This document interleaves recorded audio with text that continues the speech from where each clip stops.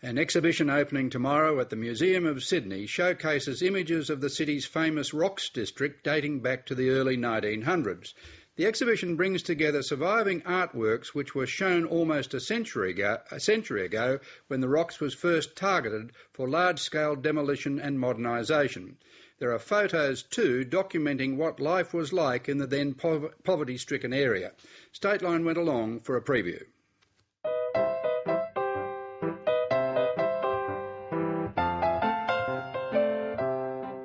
About 1902, there was a fascinating exhibition called Old Sydney. It was a time of a growing sense of historic and heritage consciousness in Sydney, and Julian Ashton, who was one of the leading artists of the day, agitated to government that because of the need to demolish parts of the rocks in Millers Point, that they had to record it for posterity. The government of the day put up £250 prize, which, as you can imagine, was quite a large sum of money at the time. And artists went about depicting the old streets, the laneways of the rocks in Millers Point and other parts of Sydney. And in 1902, there was this exhibition at the Society of Artists in Pitt Street.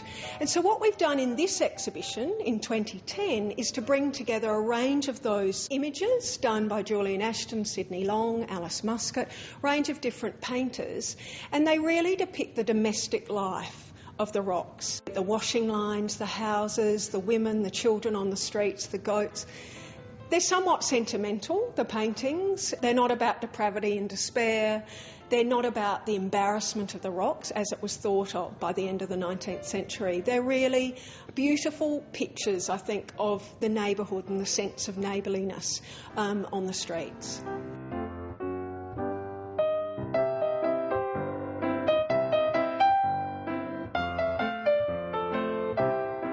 The images, the paintings, tell one story of the rocks. But what we do in the exhibition is that we juxtapose them with the government photographs of the day, which tell a different story. Obviously, the government was using the photographs as ammunition, if you like, for the need to bring renewal to the area of the rocks in Millers Point.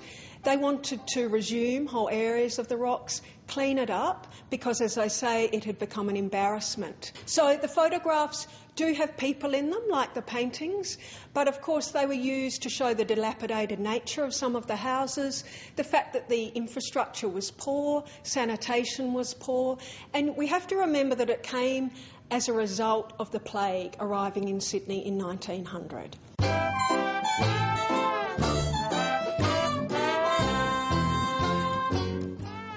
We have rats, a rat catcher. It tells you the story of the cleansing that followed the plague and the need to clean up Sydney. It also tells you the story of the renewal program, so the building of Walsh Bay, the Finger Wharves.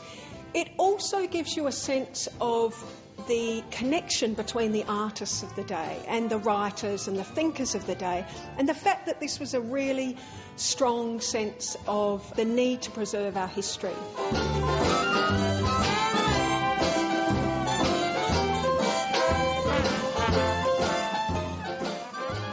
I think it's important for us to remember that it's as much about these streets being living communities as it is about the bricks and mortar. You know, of course, when any sense of demolition or the risk of demolition to these sorts of areas occurred, there was a need to record, document forevermore what actually happened on those streets.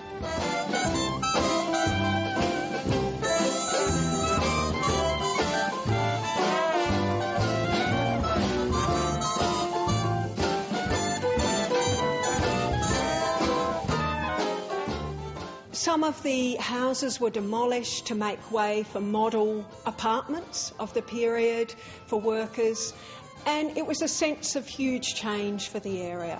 In a sense, that change is continuing today, another 100 years on, with the development of Barangaroo and the Millers Point area.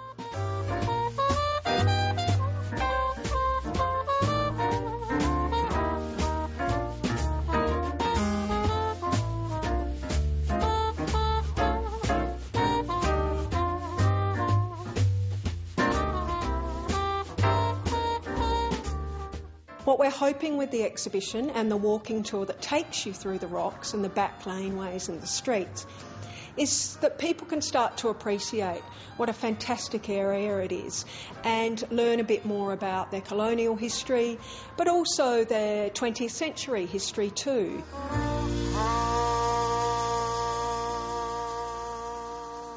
A rich exhibition.